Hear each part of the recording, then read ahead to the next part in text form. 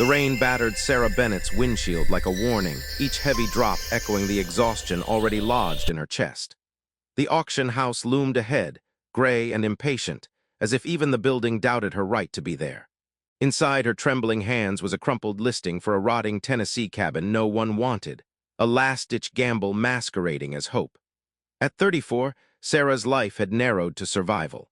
Once she had played backup guitar on bright stages where applause felt like a promise. Now she scraped by on late-night bar gigs and overdue lesson payments while her 9-year-old daughter, Emma, clung to childhood with duct-tape technology and quiet resilience. Her ex-husband's betrayal still hung in the air like a bad chord that never quite resolved. $8,200 remained in her account, everything she had. 6 months of rent or one desperate leap. When the auctioneer called the lot, laughter rippled through the room. Developers sneered, flippers smirked, and pity followed her raised hand like a shadow. $7,500, she said, steady despite the heat climbing her neck. The room fell silent, the final gavel struck like thunder. She had won a ruin and a dozen acres of ridicule. Emma squeezed her hand and whispered, "Did we win, Mama?" Sarah forced a smile that felt borrowed from the future. Yes, they had won something, but neither of them yet understood what. The drive through the soaked back roads felt unreal, as though Sarah had slipped between versions of her life without permission. Trees arched overhead like witnesses as the dirt road buckled beneath her tires. When the forest finally opened, the cabin appeared in the clearing, dark, sagging, and silent, a tired animal left behind by time. Vines clawed its walls. The porch drooped in defeat. Emma whispered, "It looks haunted," and Sarah whispered back, "It looks like it needs us." Inside, dust lay thick but untouched by rot. The air felt preserved, not abandoned. Furniture slept beneath white sheets like patient ghosts. On the wall, photographs glimmered beneath decay, one face again and again unmistakable, Johnny Cash, younger, smiling, alive in ways history rarely allows. Sarah's breath caught as she traced the image of him standing on that very porch in 1974. Upstairs, among quiet bedrooms and frozen light, she found a guitar pick etched faintly with the letters, JC. The house was not empty, it was waiting. And then she saw it, a section of floor that didn't belong. The wood flexed beneath her palm, newer than the rest. With careful hands she lifted it, revealing steps into sealed darkness. A hidden stairway where no basement should exist. Her pulse roared. Downstairs, the study offered its own secret. A bookshelf that swung open with a whisper of machinery, revealing concrete stairs illuminated by flickering modern light.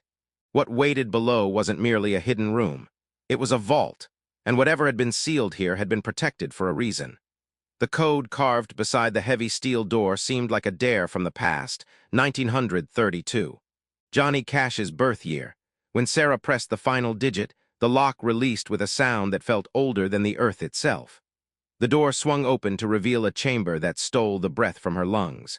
Shelves ran wall to wall, lined with master tapes labeled in handwritten dates, guitars resting in climate-controlled cases like sacred relics, and gold and platinum records glowing under emergency lights. Filing cabinets stood in obedient rows. In glass displays lay handwritten lyrics, faded letters, personal artifacts frozen in time. And in the corner, sealed cases marked currency. Emma stood spinning in quiet wonder, her eyes wide with questions her voice could not hold. At the center of it all, framed beneath archival glass, was a letter addressed to a stranger who did not yet exist. "If you're reading this," it said, "then I didn't make it back." Johnny Cash's final handwriting trembled across the page, words about truth, about protecting what the world would cheapen, about art that deserved better than to be consumed. Tears blurred Sarah's vision as reality finally settled. She hadn't discovered forgotten junk. She had uncovered a legacy deliberately hidden from the machine of profit. When she later opened the sealed cash cases and counted what lay inside, over $2 million in silent stacks, she collapsed onto the cold concrete in disbelief. Laughter broke from her chest like a storm. For the first time in years, fear and joy collided in the same breath. Her world had just inverted itself, and the echo of that shift would not fade quietly. Sleep abandoned her that night. The images replayed behind her eyes, relentless and alive. By morning, she returned with a camera and notebooks, documenting every tape, every guitar, every signature as though proof alone might protect her from what was coming. A music historian confirmed her impossible reality. The collection was authentic, priceless beyond calculation. The vault wasn't just valuable, it was historically explosive. The law followed swiftly behind discovery. Lawyers assembled. Experts whispered numbers that made her dizzy. 100 million, 200, more. The world she had barely survived yesterday now circled her like a courtroom waiting to convene. Then the phone rang. A smooth voice introduced itself as an attorney for the estate and offered $50,000 to walk away, to disappear. When she refused, the conversation turned colder. He mentioned Emma's school. That was the moment fear became a living thing inside her chest. Threats arrived disguised as advice. Warnings pretended to be courtesy. Doors that once had been closed opened violently. Security cameras replaced freedom. Hotel rooms replaced home. And still Sarah stood where she was, because Johnny Cash's letter wouldn't let her move. Because somewhere between the money and the danger, truth had chosen her, not the other way around. When the story broke, it detonated across screens like wildfire. The internet crowned her villain before the facts could breathe. Comment sections sharpened into pitchforks. Protesters lined her driveway, shouting that she had stolen what belonged to them. Spray paint scarred the cabin door with the word thief. A brick shattered her apartment window at 2 in the morning. Emma stopped sleeping. At school, children whispered the cruelty they had absorbed from their parents.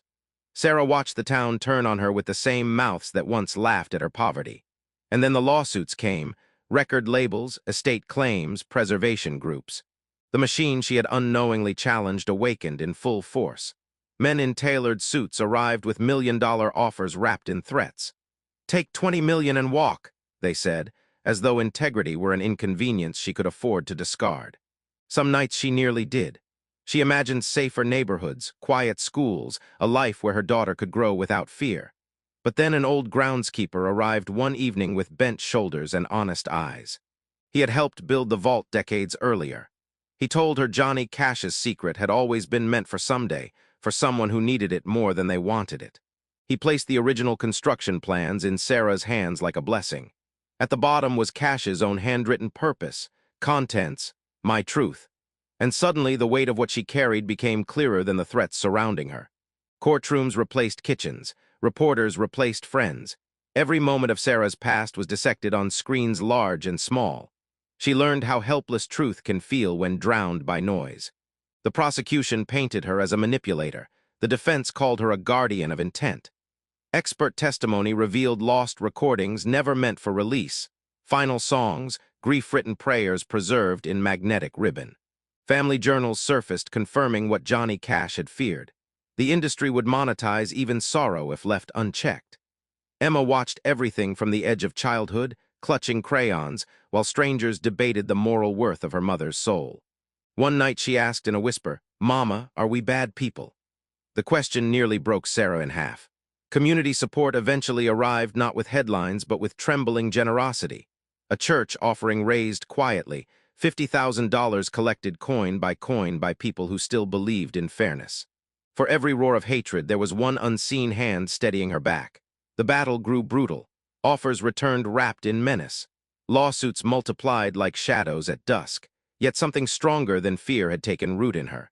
This fight was no longer about money. It was about who gets to decide the meaning of a life's work. It was about whether legacy belongs to power or to principle. The trial stretched across weeks that felt like seasons. Documents older than Sarah's marriage took center stage.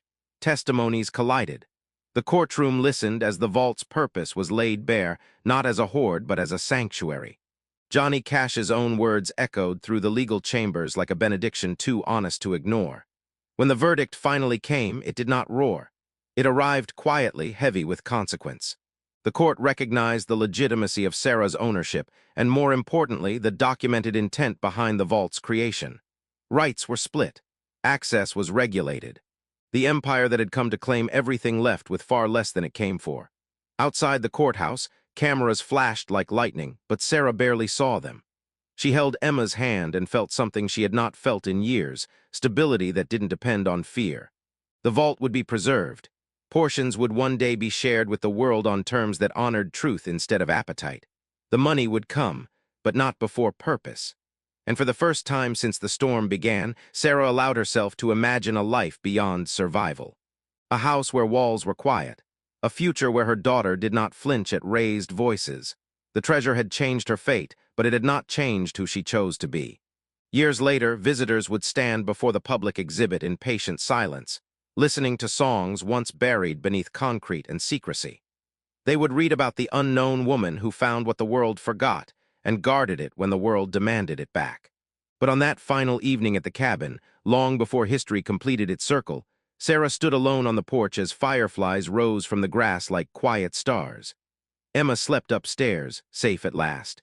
The vault below hummed steadily, no longer hidden from fear but protected by purpose. Sarah pressed her palm against the cool wood of the railing and whispered a thank you to a man she had never met, to a destiny she had never chased. She had not sought treasure, she had sought shelter, and in the strangest twist of grace she had been trusted with both. The rain was gone, the night was still, and for the first time since life had stripped her down to essentials, she felt something deeper than relief.